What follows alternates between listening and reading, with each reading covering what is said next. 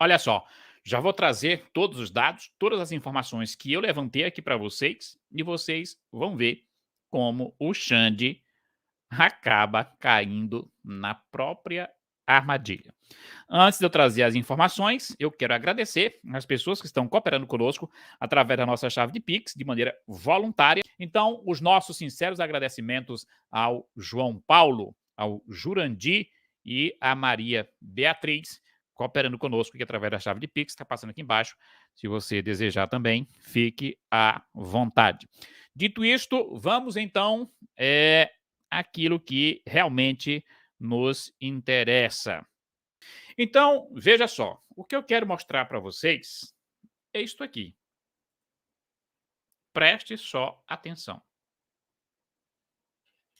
Bolsonaro diz que minuta era apócrifa e pede que o TSE desconsidere o documento que foi utilizado para tentar acusar o presidente de ser o autor, mentor daquela tragédia que aconteceu no último dia 8, lá em Brasília. Depois de virar e mexer, de tanto buscar uma prova para tentar incriminar o presidente Jair Bolsonaro, tudo o que conseguiram foi um documento escrito à caneta, apócrifo, ou seja, não tem assinatura e nem foi encontrado na posse do presidente, que é o investigado nesse inquérito junto ao TSE.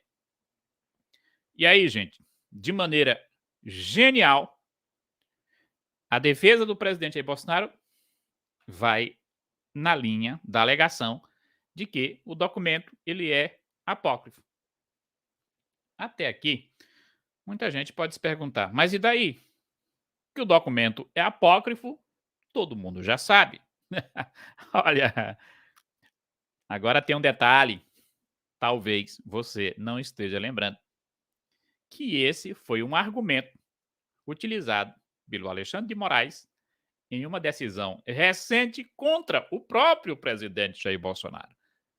Portanto, de maneira impensada, o Alexandre de Moraes acabou criando, dentro do TSE, uma jurisprudência que agora, levando em consideração o princípio que ele mesmo criou, ele vai ter que absolver o presidente Bolsonaro desta acusação esdrúxula. Mas vamos aqui a matéria para você entender direitinho como é que vem o desdobramento de tudo isso. Olha só. O ex-presidente Jair Bolsonaro alegou ao TSE que a minuta encontrada na casa do ex-ministro, lá no ministro Torres, era um rascunho e apócrifa, não continha assinatura em nome de ninguém. E por isso o documento deve ser desconsiderado, não tem validade jurídica. Será se esse é um bom argumento?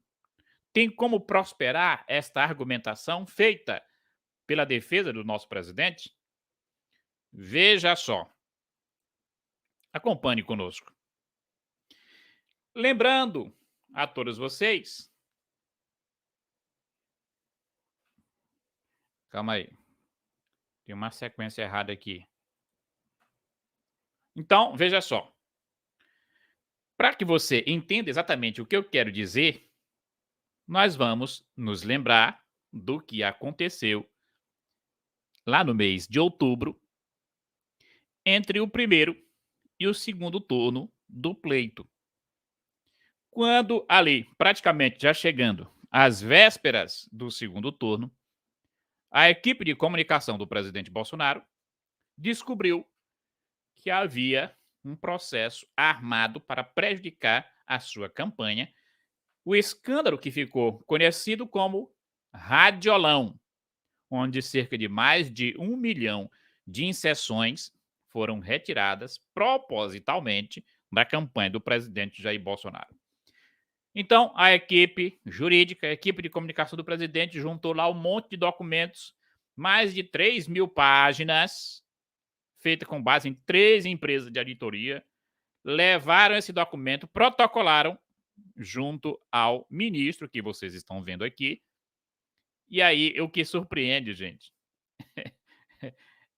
foi a argumentação utilizada pelo Xande para indeferir aquela petição. Preste sua atenção à alegação dele. Moraes fala em relatório apócrifo e pede provas à campanha de Bolsonaro sobre a inserção de rádio. Preste atenção na palavra apócrifo. A palavra apócrifo que foi citada aqui, deixa eu ver aqui exatamente a data. Olha só, isso aqui é do dia 24/10, 24 de outubro do ano passado, do ano de 2022. Alexandre de Moraes, confira só o detalhe, indeferiu uma petição da equipe de campanha do presidente Bolsonaro, alegando que os documentos juntados ao alto daquela petição eram documentos apócrifos. Não tinha ali uma pessoa, um técnico responsável que havia assinado embaixo. Portanto, as provas elas eram inúteis. Elas eram inválidas. O que Alexandre de Moraes não sabia é que com aquela decisão ele estava criando dentro do Supremo Tribunal Federal uma jurisprudência que agora está sendo utilizada pelo presidente Jair Bolsonaro justamente para inutilizar aquele bendito documento encontrado na casa de Anderson Torres, que para eles era o grande trunfo que poderia levar o presidente a se tornar inelegível, inclusive, na visão deles, poderia ser ali a razão perfeita que poderia justificar uma decisão de prender o nosso presidente. Resta saber se irão seguir o mesmo princípio ou se agora a argumentação de que o documento é apócrifo não vale porque pesa a acusação contra o presidente Bolsonaro. Chegou-se numa encruzilhada onde terá que decidir. E caso não decida pela nulidade daquele documento, fica mais escancarado do que nunca uma perseguição política contra o presidente Bolsonaro e contra toda a direita aqui no Brasil. Veja só, palavras do Alexandre de Moraes, em um trecho, né, da decisão que ele proferiu no dia ali por volta de 22, 23, 24 de outubro do ano de 2022. No despacho, Moraes afirmou que a ação não foi protocolada com qualquer prova e ou documento sério. Os fatos narrados na petição inicial não foram acompanhados de qualquer prova e documento sério, limitando-se o representante a juntar um suposto, olha aqui a palavra, apócrifo, um suposto apócrifo relatório de veiculação em rádio. Volto aqui para vocês verem qual é a argumentação da defesa do presidente Bolsonaro para derrubar o bendito documento que, segundo ele, seria a prova de que o presidente teria planejado um golpe de Estado no Brasil. Está aqui. Bolsonaro diz que minuta era apócrifa e pede que o mesmo TSE, que desconsiderou a petição dele alegando ser um documento apócrifo, portanto sem validade, que agora leve em consideração o mesmo princípio e anule esta aberração que estão querendo jogar sobre as suas costas. Olha, como o tempo dá voltas, né? Dizem até que o mundo não dá voltas, né? Ele capota. E agora? Qual vai ser a saída do Xandão? Levando-se em conta essa jurisprudência também, o Anderson Torres deve ser dado por inocente. Deve ser dado por inocente também. Inclusive, o presidente Jair Bolsonaro se manifestou acerca do tal documento e disse: jamais seria publicado, diz Bolsonaro, sobre texto da minuta encontrado na casa de Anderson Torres. É necessário consignar que o documento apócrifo juntado aos autos não foi encontrado em posse dos investigados, no caso do presidente Bolsonaro, nem assinado por ele. E a peça juntada tão pouco indica quaisquer atos concretos, ou ao menos indiciários, de que tenham participado de sua redação ou agido para que as providências supostamente pretendidas pelo documento fossem materializadas no plano da realidade fenomênica, afirmou aqui o advogado do presidente Jair Bolsonaro. Portanto, veja bem, para você ter um documento que ele tem validade jurídica, como é um documento aqui de Estado, a primeira coisa que ele tem que ter é a logomarca, o brasão da República Brasileira. Um documento que foi escrito à mão, ali na caneta, não tem o brasão oficial da República Brasileira. E muito menos tem um selo, a assinatura do presidente da República, ou do Anderson Torres, ou de quem quer que seja investigado neste caso. Portanto, é uma peça jurídica totalmente esdrúxula, é um documento qualquer, uma porcaria inútil, imprestável, que estão utilizando para tentar formar um cerco ao presidente que não tem nada a temer. Já disse aqui para vocês que o Anderson Torres, quando ele volta dos Estados Unidos para o Brasil, o que ele está dizendo é isso: olha, eu não tenho nada a temer, não fiz nada de errado, estou aqui à disposição, vamos lá, vamos investigar. Cabe a quem acusa o ônus da prova, portanto, levantem as provas, provem que eu articulei qualquer tipo de coisa para tentar insuflar os ânimos e uma tomada de poder no Brasil. Não existe absolutamente nada que possa comprovar isso. Agora, diante de tudo isso, de todo esse espetáculo que se formou a partir dos acontecimentos drásticos do dia 8, a suspeita recai justamente sobre quem está acusando Anderson Torres e o presidente Jair Messias Bolsonaro. E quem está dizendo que toda suspeita agora vira contra o atual mandatário não sou eu, são suas próprias declarações. Olha só isso aqui, ó.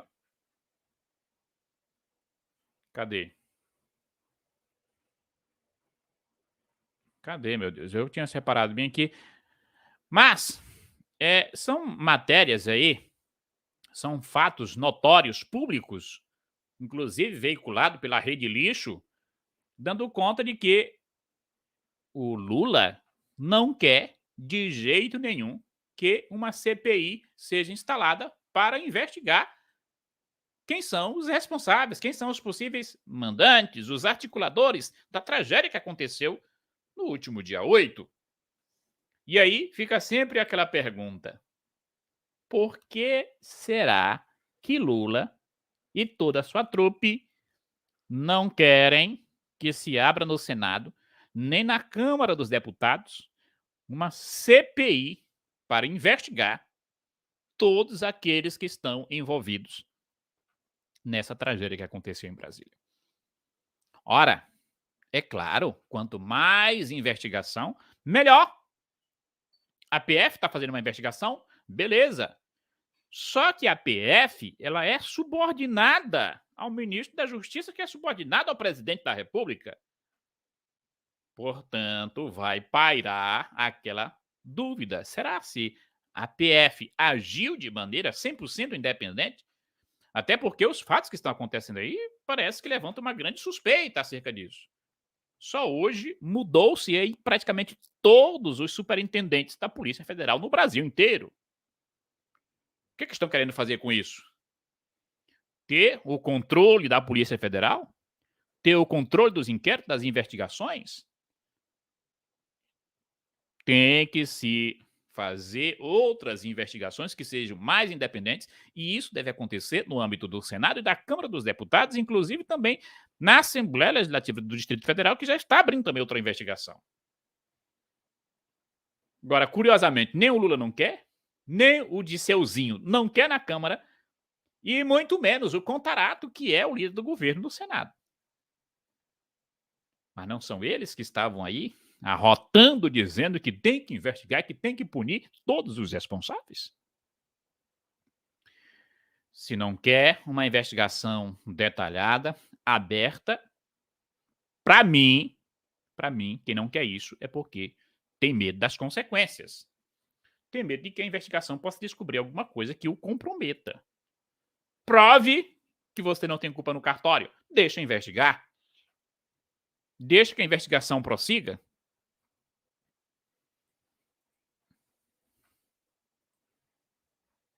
Então, tá aí, gente. A situação é essa. Alexandre de Moraes caindo na própria armadilha que ele criou ali naquele contexto para indeferir uma petição do presidente Jair Bolsonaro, que inclusive prejudicou e que pode ter sido determinante para que o presidente tenha saído em desvantagem no final daquele pleito. Como vocês sabem, né? Agora, tem que agir do mesmo jeito, porque tal documento é apócrifo, portanto, deve ser considerado nulo, inútil, uma prova imprestável. Outras coisas que eu gostaria de trazer aqui para vocês, que são bastante interessantes, relevantes para a gente pensar também no contexto de tudo que está acontecendo, gente. Até porque esse desgoverno que está aí é realmente um desgoverno. É uma tragédia, é um escândalo atrás de outro. Coisas absurdas. Mas, enfim, quem votou nele, ou o sistema que colocou ele lá, sabia, já de antemão, que não teria como esse governo dar certo. É uma verdadeira tragédia, entra como uma mancha na história do Brasil. Eu só espero que tenha como o Brasil resistir a 4 anos desta quadrilha instalada na governança do Brasil. E depois dos 4 anos, que a gente consiga reverter esse quadro, expulsando essa gente do poder, porque o Brasil não tem como sobreviver a mais 4 ou sei lá quantos anos de um governo dessa natureza. Muito obrigado, Augusto Rodrigues, cooperando conosco aqui através da nossa chave de Pix. Muitíssimo obrigado. É de grande valia o seu apoio. Então, continuando aqui, olha só. Estão aproveitando da tragédia que aconteceu no último dia 8 para tentar empurrar todos os seus planos sórdidos para controlar a nação brasileira de uma vez por todas e se perpetuarem no poder. Então, prova do que eu estou falando para vocês é de que tudo isso aí veio para beneficiar Deusdete de Oliveira. Muito obrigado aí, cooperando conosco através da nossa chave de Pix, está passando aqui embaixo. Essa matéria é bem aqui, gente. Parece que eles estão aproveitando da tragédia para tentar implementar num pacote só, a toque de caixa, todo o seu plano sórdido, inclusive instrumentalizando as Forças Armadas para transformá-la em uma guarda que seja alinhada ao seu viés ideológico. Muito conveniente para esse momento que nós estamos atravessando. Muito, muito conveniente. E veja só qual é a estratégia, gente. Colocar as Forças Armadas em descrédito. Promover o descrédito das Forças Armadas. Se você prestar atenção no discurso do Lula, depois do dia lá do segundo turno, depois que ele assumiu a presidência, e sobretudo depois do ocorrido no último dia 8, ele tem atacado sucessivamente as Forças Armadas, os generais, dizendo que não confiam neles, jogando aquele outro e outros factoides que minam a confiança da sociedade nas Forças Armadas. Aproveitando da situação em que o pessoal que é de direita, bolsonarista, que estava acampado na frente dos QGs, que não teve os seus pedidos respondidos pelas Forças Armadas e, portanto, está insatisfeito, inclusive, gerando muitas críticas nas redes sociais. Eu acompanho as redes sociais, eu vejo que as pessoas estão criticando, né, muito as Forças Armadas. Aqueles que antes apoiavam, nesse momento, estão criticando. A esquerda, o Lula está pegando justamente esse momento em que há um descrédito tanto de quem é de direita quanto de quem é de esquerda em relação às Forças Armadas para poder passar esta pauta de uma reformulação, nas palavras do Rui Costa, uma modernização das Forças Armadas. Na verdade, o que eles estão querendo fazer é acabar com as Forças Armadas e transformá-las em uma polícia ideológica alinhada às suas pretensões de perpetuação no poder aqui no Brasil. Inclusive, dizem que dentro dessa estratégia deles, questão de tanques, blindados, tudo isso deixaria de pertencer ao Exército e passaria à força, né, desta Guarda Nacional criada, segundo pelo menos os sonhos do Lula, né? O governo Lula estuda uma série de mudanças na legislação como resposta aos atos do dia 8 de janeiro. Entre as mudanças avaliadas está a alteração de um artigo da Constituição Federal para criar uma Guarda Nacional. Tá aí, ó. Pessoal, o modus operandi é sempre o mesmo. Sempre o mesmo. Se lembrem que, para considerar o juiz Sérgio Moro suspeito de ter julgado e condenado o mesmo sujeito, qual foi o time que eles utilizaram?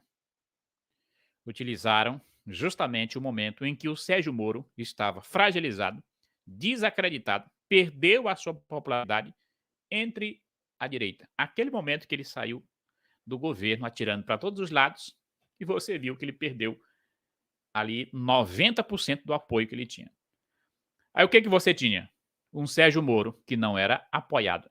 Aliás, era odiado pela esquerda e agora perdeu o apoio da direita. Ficou um Sérgio Moro impopular, fragilizado. Foi justamente o momento que eles resolveram pautar a suspeição dele lá no Supremo Tribunal Federal. Sabe por quê? Porque eles viram que naquele momento não tinha povo que iria se manifestar, queria fazer barulho contra a decisão deles em relação ao Sérgio Moro. Estava todo mundo querendo crucificá-lo. Pronto, foi o time correto. Deu certo. O Lula está utilizando da mesma estratégia nesse exato momento. A esquerda nunca foi a favor de militares. Quem sempre apoiou os militares foi a direita. Que agora, decepcionada com tudo o que aconteceu, está criticando. Então, qualquer tipo de mudança que eles quiserem promover nesse momento que as Forças Armadas estão em descrédito junto à população, eles podem fazer e não vai ter ninguém que vai fazer uma oposição capaz de impedir os seus planos sólidos. Vamos prestar atenção, gente. O momento que nós estamos atravessando é o mais sensível da nossa história.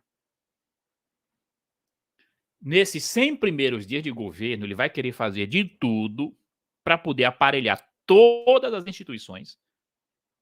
Até parece que a última que falta é as Forças Armadas.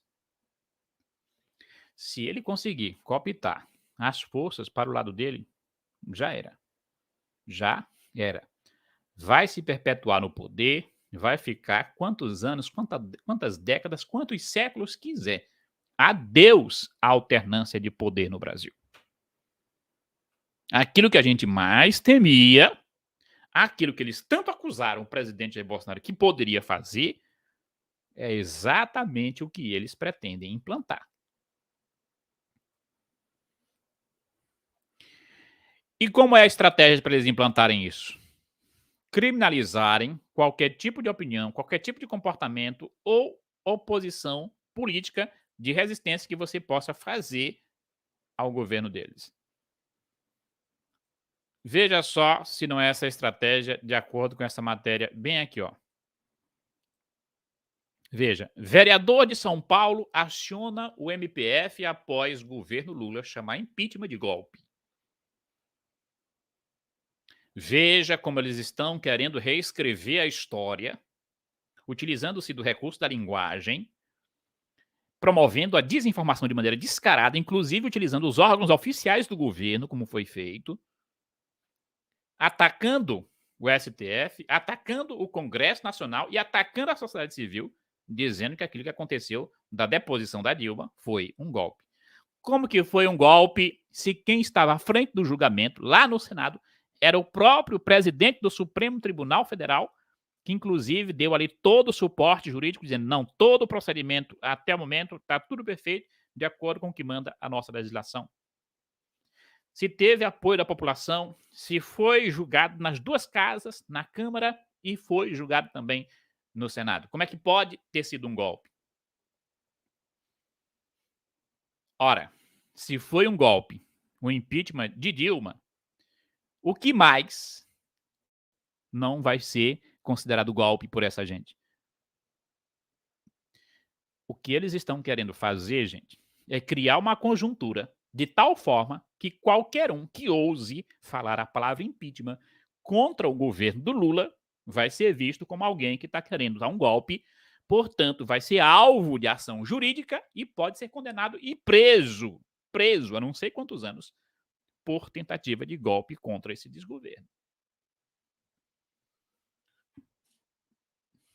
É ou não é essa a pretensão? Ora, Dilma foi empichada, foi golpe. Qualquer um que ousar tentar um golpe contra o Lula também vai ser taxado de ser um golpista, um antidemocrático. E o que acontece com os antidemocráticos? Basta você ver o que está acontecendo nos países vizinhos, onde o socialismo governa, inclusive com os companheiros que pertencem ao Foro de São Paulo. Todos que assumem no lugar dos presidentes que são depostos acabam sendo presos, acusados de golpe e atos antidemocráticos.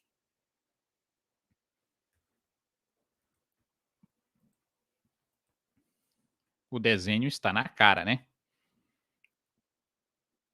Está na cara. Infelizmente, não se sabe o que aconteceu, que nós tivemos toda aquela situação nebulosa, tudo aquilo cheio de muitos questionamentos, de muitas dúvidas, mas foi-se proibido até de fazer perguntas.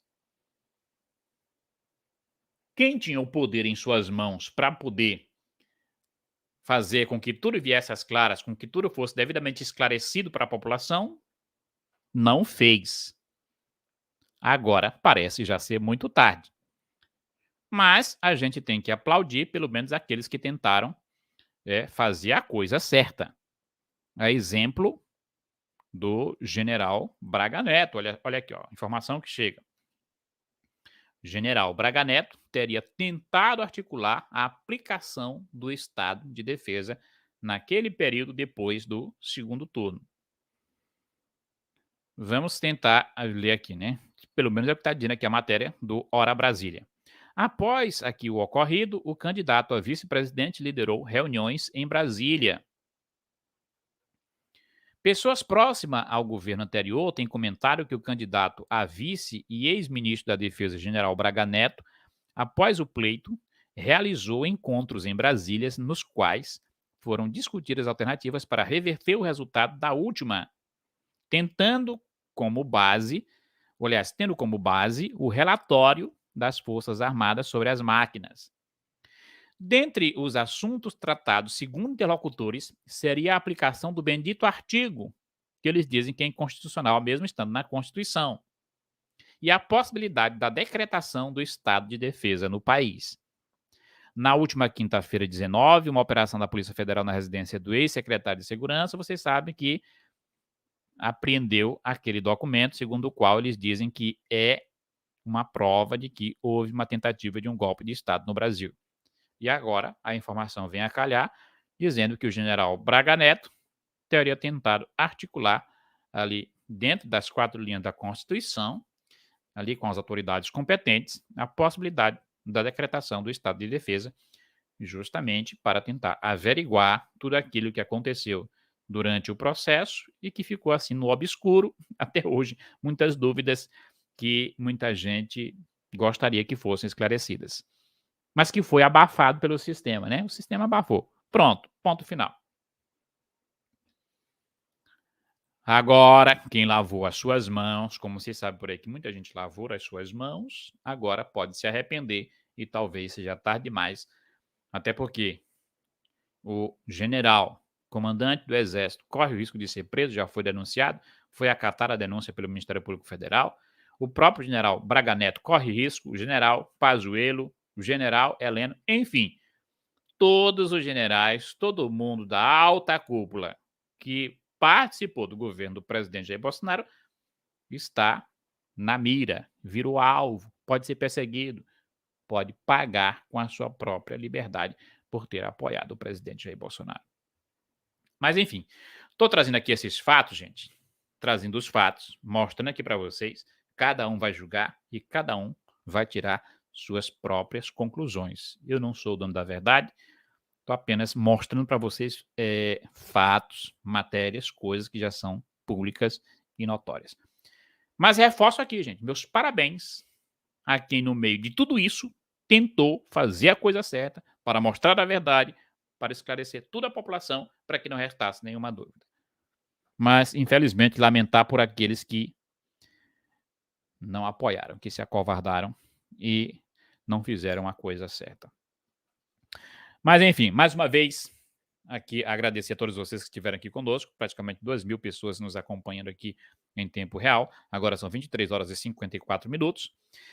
Vocês que estão aqui conosco, continuem nos apoiando, curtindo, compartilhando, divulgando o nosso trabalho, se inscrevendo no canal se você ainda não é inscrito e também pode nos ajudar, se você se identifica com o nosso trabalho, acha que a gente deve continuar, fique à vontade para cooperar através da nossa chave de Pix, que está sendo exibida aqui, olha, aqui é a nossa chave de Pix, por onde você pode colaborar com a gente, conforme as tuas possibilidades, conforme o desejo do teu coração. Muito obrigado, a gente fica por aqui, catalogando, lendo, verificando, escacaviando, e assim que a gente detectar, que a gente encontrar uma informação que seja interessante, nós estaremos aqui trazendo para você, para mostrar a verdade, resistindo a todo esse desgoverno que está aí. Com fé em Deus, com coragem, com inteligência, com sabedoria, com paciência, nós iremos virar esse jogo. Muito obrigado. Boa noite.